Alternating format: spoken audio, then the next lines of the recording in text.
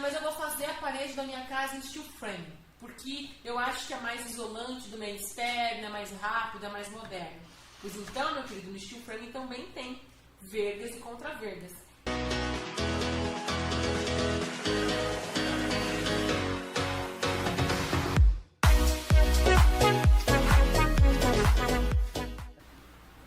Bom, a estrutura metálica, o que ela permite em relação às janelas? Ela permite janelas em diversas alturas e ela permite isso porque ela funciona com carga pontual. Então aqui nesse desenho, inclusive esse desenho veio lá da live de ventilação cruzada, você enxerga, ó, janela em fita alta, janela em fita mais baixa, outra janela alta e aqui, teoricamente, os pórticos metálicos que formam a estrutura dessas paredes. Vigas, pilares, e dessa maneira você tem liberdade para pôr essas janelas aonde você achar melhor para o teu projeto. As janelas precisam de vergas e contravergas? Isso aqui é uma pergunta bem de projetista, né? E de quem executa a obra em estrutura metálica. E a resposta é que se você usar a estrutura metálica, isso vai depender do material da parede. Aqui a gente tem um exemplo de parede de tijolinho. Eu até deixei aqui, gente, quem fez essa arte, ó. 1, 2, 3, projetei. Aqui você enxerga a verga e a contraverga. Elas são necessárias quando a gente faz essas aberturas quadradas ou retangulares, porque a gente gera esses cantos vivos. Então ali você tem um acúmulo de tensão. A verga e a contraverga distribuem essa tensão, esse esforço, de maneira mais equilibrada na parede. Tá? Por isso que tem que ter. Quando não tem, você enxerga aquelas fissuras na diagonal. Só que isso, repare, tem relação com o material da parede e não com a estrutura.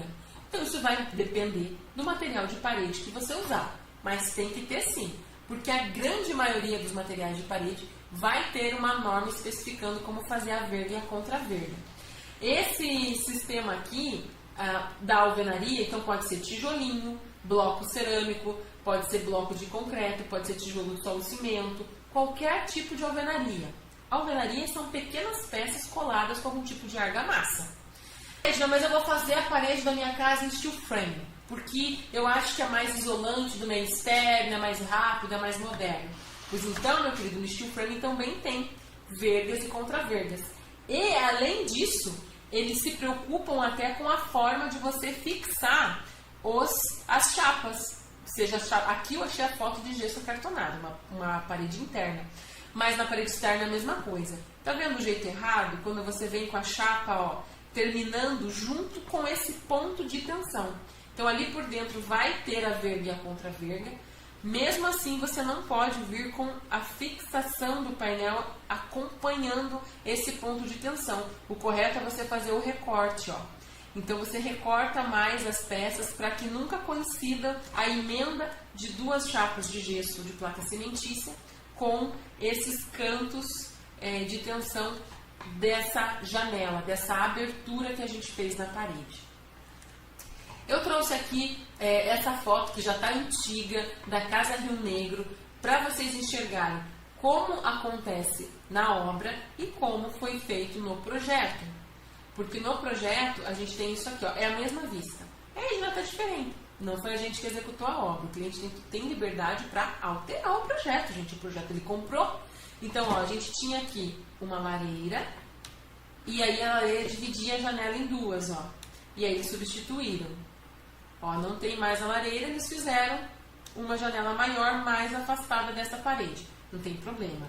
O mais importante é eles terem feito isso aqui, ó, que vocês estão vendo, que é a verga e a contraverga. E presta atenção.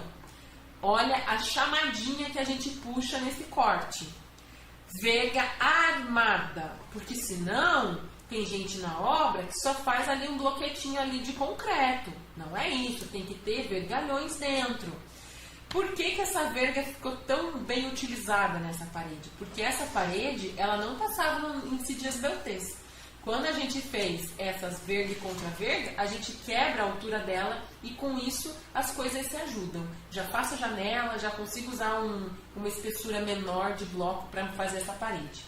Além disso, a gente especifica o seguinte, ó, soldar os vergalhões dessas vergas e contravergas nos pilares metálicos. E aí tem um detalhe específico dizendo direitinho como que é para fazer isso, que ferragem que vai nessa verga e nessa contraverga. Eu não gosto de trazer especificação de ferragem aqui, porque ela é desenvolvida para cada projeto. E quando a gente traz aqui, as pessoas repetem ele, replicam essa especificação, às vezes um projeto que não vai funcionar. Então, por isso que a gente não traz aqui essas especificações de qual é a bitola do aço utilizado. Mas aqui é só para vocês entenderem como que a gente mostra essas aberturas quando a gente usa a estrutura metálica. Mais um detalhe de janela, e aqui repare que é um detalhe padrão. Não importa se você está projetando com estrutura metálica ou não. Sabe aquele conhecimento que eu falei que você já pode ter adquirido ao longo da tua vida? Então, esse conhecimento é muito útil, você só precisa adaptar um pouquinho para a estrutura metálica. Esse aqui é um detalhe padrão que a gente aplica em qualquer tipo de obra. Trazendo o quê? A parede em corte, estou cortando a minha janela, eu vejo a parede, eu vejo aqui o granito, nesse caso é preto, podia ser outro material que fizesse esse peitoril, essa soleira do peitoril. Aqui eu tenho uma pingadeira, eu tenho uma inclinação nessa soleira, eu tenho a vedação entre a janela e esse granito. Tem outras formas de fazer peitoril, tá? Isso vai variar conforme o teu fornecedor de esquadria, conforme o tipo de parede. Essa parede, inclusive, ela tem aqui pro lado de dentro um azulejo, ó. E eu gosto muitas vezes de alinhar a janela de alumínio com o lado interno dessa soleira, e aí eu já faço esse acabamento com uma vista da própria empresa de alumínio. Eu acho que assim fica bem acabadinho pro lado de dentro. Mas é uma sugestão, um exemplo. É um exemplo de detalhamento. Tem várias formas de fazer esse esquema aqui da soleira, tá bom? Você acabou de assistir a um corte da ArcSteel, um pedacinho de uma live completa onde eu tratei do assunto que você acabou de ver. Se esse conteúdo te ajudou, deixa o teu like. E vou pedir mais uma coisa. Comenta aqui um oi. Oi, Edna, cheguei até o final do vídeo. Pra gente é muito importante que você comente, porque assim você ajuda a gente a mostrar para o YouTube que o nosso conteúdo é de valor. A gente se vê no próximo. Até!